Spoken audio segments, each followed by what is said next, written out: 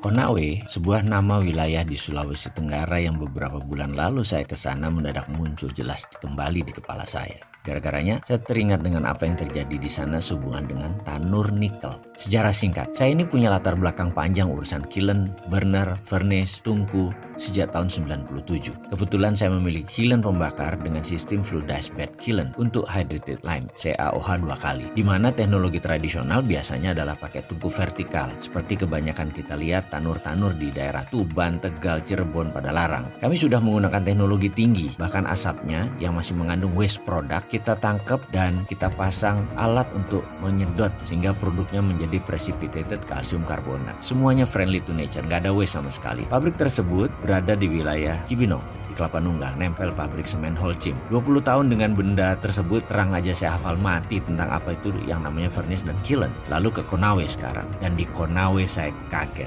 Lokasi tanur di Konawe yang makan waktu 1,4 jam dari Kendari, ada hal yang membuat saya kaget. Berjajar vertical kiln tungku pembakar nikel atau nickel smelter. Ada kali 50-an, tingginya rata-rata mungkin 18 meter, tinggi sekali. Asli saya kaget. Pertanyaan saya, mengapa pakai tanur furnace vertikal ya? Ini kan barang teknologi lama. Apa mungkin karena murah, atau karena cepat pengerjaannya, atau karena low teknologi, walaupun merusak lingkungan, gampang ngontrolnya. PLC, programmable logic controlnya kan sederhana, semuanya panel, tidak perlu komputer IT yang canggih. Itu dugaan saya sebelum saya masuk ke dalam lokasi pabrik tersebut. Saya akhirnya masuk ke dalam. Pertama saya melihat struktur besi terpasang di sana dan tungkunya. Saya menatap tajam semua struktur dan mulai Jawa Timuran saya keluar. Ancuk rek, makian saya keluar dalam hati nih ya. Bawaan saya waktu itu mau perang aja, rasanya wis arep tak tantang carok iki sing duwe. Asli gondong pol, saya bilang gitu. Asli saya ngamuk walaupun dalam hati. Bener deh, kalau ada celurit saya tak tantang iku orang asing sing wet dan tenan itu. Tapi saya masih tahan. Lalu saya berkunjung ke ruangan PLC room. Ya kelihatannya bagus dan baru, tapi saya tahu semua ini bungkusan tok. Ini barang bekas. Tahu kenapa saya gerendeng? Ini namanya ekspor debt atau mengekspor hutang, atau Indonesia mengimpor hutang. Di sono negara yang kita ambil, mereka yang mengekspor hutang. Mungkin saya salah, tapi sesama bajingan ekonomi, jangan anggap remeh si Sontoloyo ini. Insting saya jalan. Ini kita import debt, mengimpor hutang. Saya ini bajingan ekonomi, tapi yang saya makan bukan negara sendiri, negara orang. Begini ceritanya, kisah nyata ini. Dulu saya memiliki pabrik di Pasuruan, hutang bank.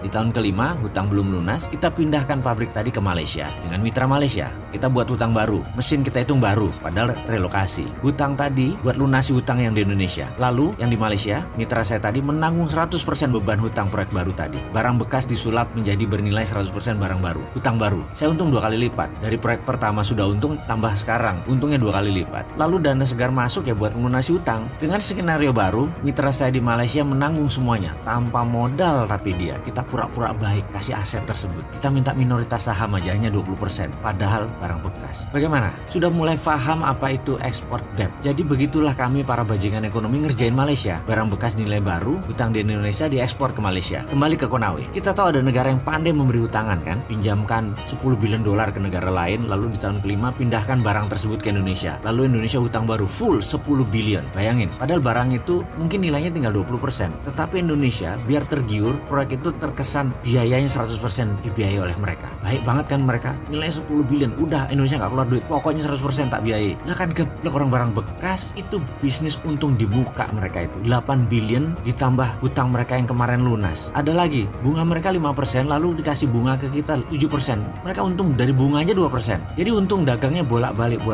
Lah kan saya anco-ancoin itu proyek, digeblek-geblekin pejabat yang masukin investasi ini. Yang katanya memasukkan investasi billion dolar ke Sulawesi Tenggara. Gak ada tunainya, yang ada mesin dinaikkan 5 kali lipat, kita sudah nanggung 100% hutang, blek barang itu ditaruh. Kan yang nanggung Indonesia. Ancuk tenan lah. Saya tuh udah tensi saya tinggi kalau udah kayak gini. Tangan saya ngepal berapa kali dan dalam hati ngamuk gemuruh emosi. Saya melihat tumpukan limbah B3 di mana-mana, sisa pembakaran nikel, udara sesak, debu pabrik. Lalu di mana untungnya buat masyarakat Indonesia? Lalu yang mengantar saya berkata, "Bapak mau sekalian ke Morowali nggak Pak? Hanya 5 jam kira-kira dari posisi sekarang." Saya menatap dia dan bertanya, "Berapa banyak tanur di sana?" Dijawab olehnya, "Ya lebih banyak Pak dari Konawe." Saya diem, cuman komentar anjrit, yang itu aja yang keluar dari lidah saya. Walah Gusti, mudah-mudahan ini saya salah data. Maafkan kalau saya salah, nggih.